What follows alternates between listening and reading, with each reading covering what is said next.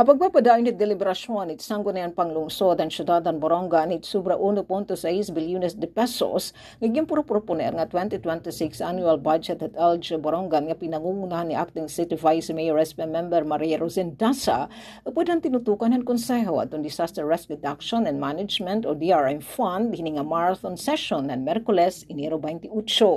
Partikular gintalakay na sabi nga budget deliberation adtong kantidad nga sobra 40 milyones de pesos nga pondo nga kapartihan DRM Fund. Ang nasabi nga pondo ni ginalutaga development of DRRM infrastructure support facilities sugad ang masunod rehabilitasyon and flood control system phase 2 Barangay Kabong nga nagkakantidad din 5 milyones de pesos, construction and drainage canal sa circumferential road da Barangay Campisaw nga tipakadto hit sitio Baras Creek Phase 2 Barangay Balod nga kantidad 10 milyones de pesos, konstruksyon nga rehabilitasyon og declogging and drainage canal Baybay Boulevard da Barangay Bing and Barangay Sabang South kantidad 8 milyones de pesos, konstruksyon og rehabilitasyon and drainage canal May Libanan Road da Barangay Sungko kantidad 6 milyones de pesos, rehabilitasyon and drainage canal Barangay A kantidad 2 milyones de pesos, konstruksyon and drainage canal Eugenio Abunda Senior Elementary School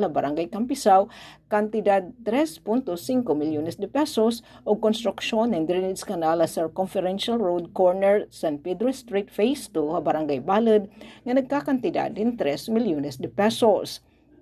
Samtang nasabi nga pundo, kantidad 600,000 pesos ang iginalutaga procurement kan instalasyon in public address system sa poblasyon barangay San Syudad o kantidad 700,000 pesos ang iginalutaga procurement kan instalasyon in hazard maps sugadhan tropical cyclones, storm surge ug flooding. Gan ginalutagan liwatin pundo kantidad 2 milyones de pesos para in construction in evacuation facilities sugadhan child-friendly spaces, breastfeeding room, temporary learning spaces ug couples room. Ang nasabi nga mga alokasyon ay iginsayo na konseho ni City Budget Officer Attorney Maria Joyce Claire Caspo Evico, kaupo dira City Disaster Risk Reduction and Management Officer Engineer Jaime Voces ug City Engineer Lucit Afable nga hinintutungdan nga mga kawani yan CDMO ug ang City Engineer's Office. Para sa Bagong Pilipinas, Aberia, Radyo Pilipinas, Radyo Publiko, Borongan.